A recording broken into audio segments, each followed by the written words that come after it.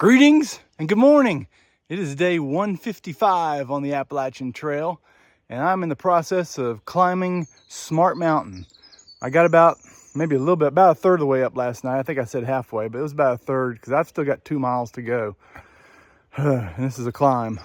So I've got my goal today is to get as close to Mount Moosilauke as I can. I'll do that tomorrow, and it will be a straight up and straight down. So the closer I can get to Moosilauke to lessen my hike tomorrow, the better, or lessen the miles. So there's a shelter right at the foot of Moosilauke, but that's a 24-mile day.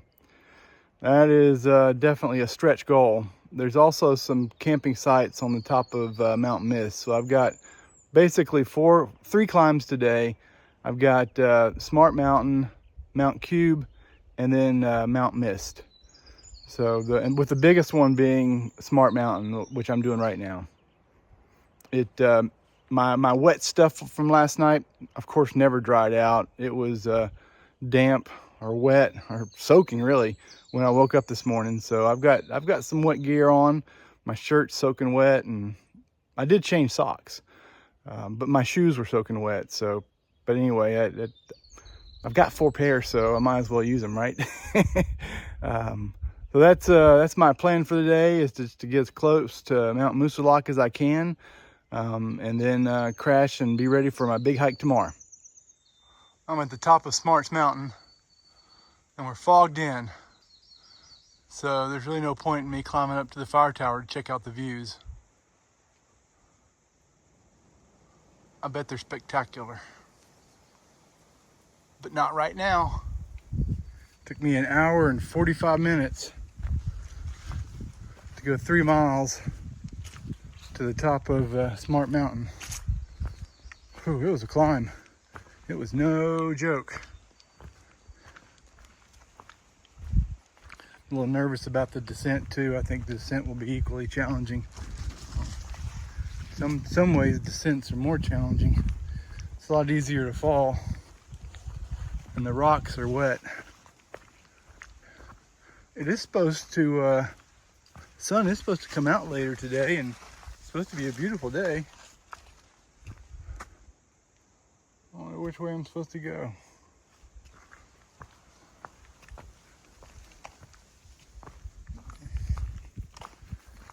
So until then, I'll be hiking through the fog and the mist and all the wet branches that are in the trail. My backpack is heavy. A lot more heavier than when I started this morning because it's gotten so wet from all the branches.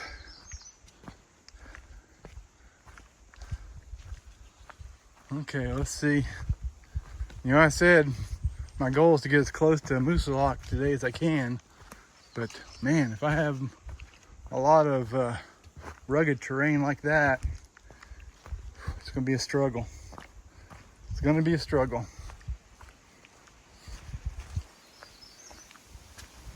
Guess I'll just hike until 7 o'clock and stop however far I get. I might go to 8 if I see I can make a tent site, but just hard to know how far I'll make it. This is rugged terrain. Look, there's my white blaze. Trail goes there. Not always easy to see where the trail goes up here. Trail's overgrown and many of the white blazes are faded.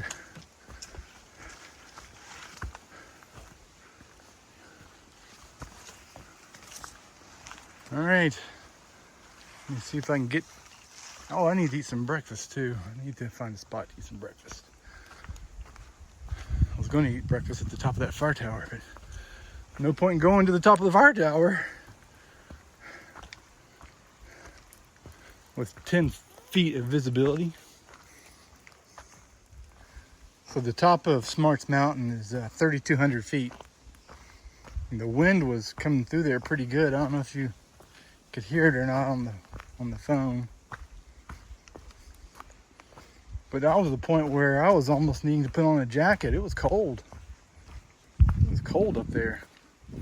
Wet, windy, foggy, no sun. It was cold. How quickly I can go from being hot to cold.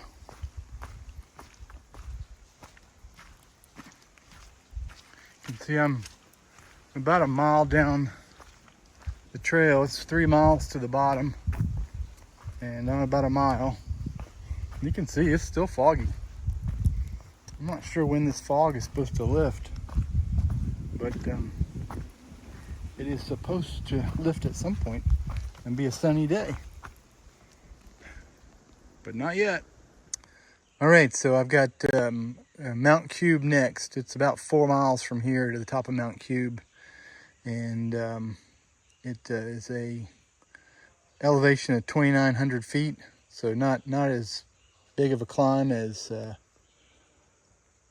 Smart's, but it still looks like a pretty good climb. And apparently there's some nasty rocks once you get towards the top to be aware of. But right now I'm going to walk a little slowly and enjoy some homemade raisin oatmeal cookies that my trail angel made for me and sent to me.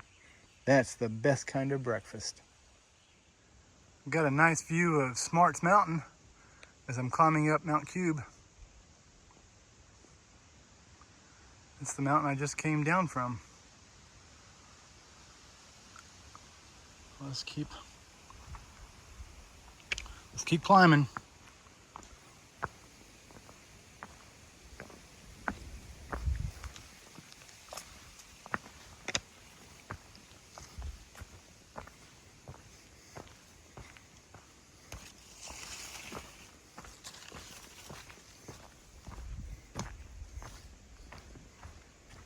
These quartz ledges on the way to the top of Mount Cube are pretty fun and interesting. I've been following Karens, not white blazes.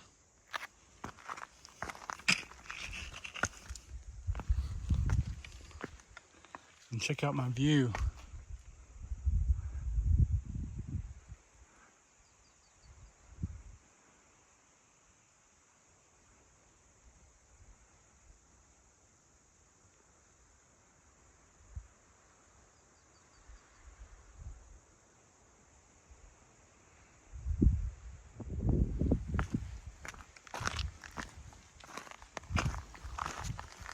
It's really not something I can film much of because I need both hands to climb some of this. There's my next cairn right there behind that tree. All right, let me go figure out where this trail goes. All right, I made it to the top of Mount Cube.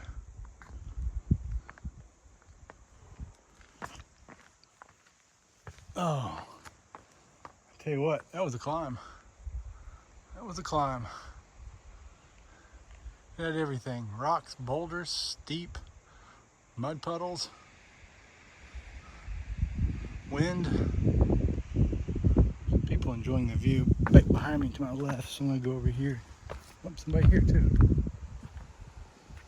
I'll just sit right here and enjoy the view. So I set up at the summit of Mount Cube and took all my shoes and socks off and set them out in the sun to dry a little bit, and had a really delicious lunch. I forgot to take a picture of myself up there. It would have been a good spot to have taken a picture. There were quite a few people up there enjoying the view. There were at least 6 groups of people.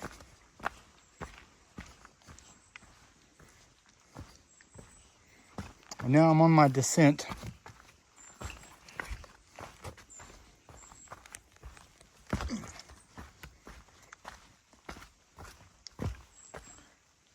Let's see how bad this. I don't think it's going to be too bad. It's going to be steep, but it's got a lot of steps like this.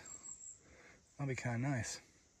All right, so I've finished my descent of Mount Cube. And now I'm going to begin climbing Orhill. I don't know anything about Orhill. If there'll even be a view up there feels like it's just a climb to get somewhere else. About 2.5 miles to the top of Orhill.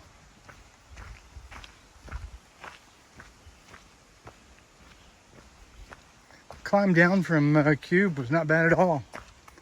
Lots of stairs, nice path, really nice descent. When I got to the top of Orhill, there was nothing there. The trail just started down. So I've got about 2 miles to get to the bottom of this hill where there's a water source and where I have to make a decision. Am I going to Mount Mist, or am I going on to the shelter? I've got to make the decision at the water source because that's the last water source before Mount Mist. And that's a water carry. There's no water up there. So I gotta make that decision in an hour.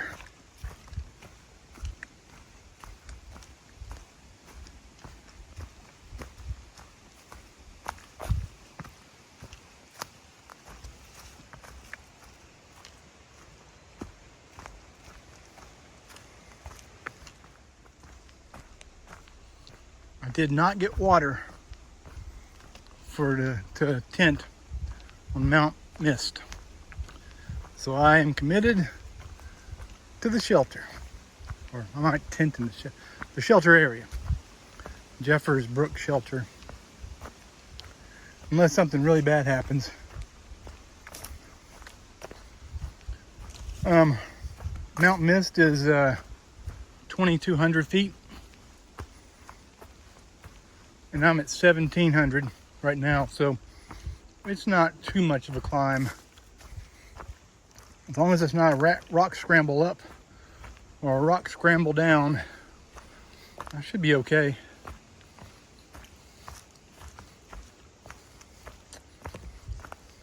Let's go see.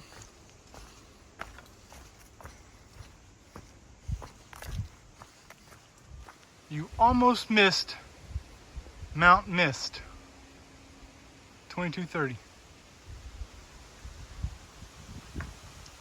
I was looking for it. I was ready to go down a little bit. It wasn't a bad climb. It's just that it's at the end of a long day.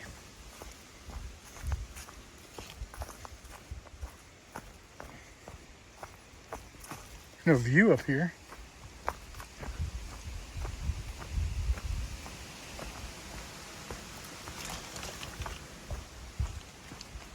Almost to camp, like 0.4, and look what I find, 1,800. I've walked 1,800 miles.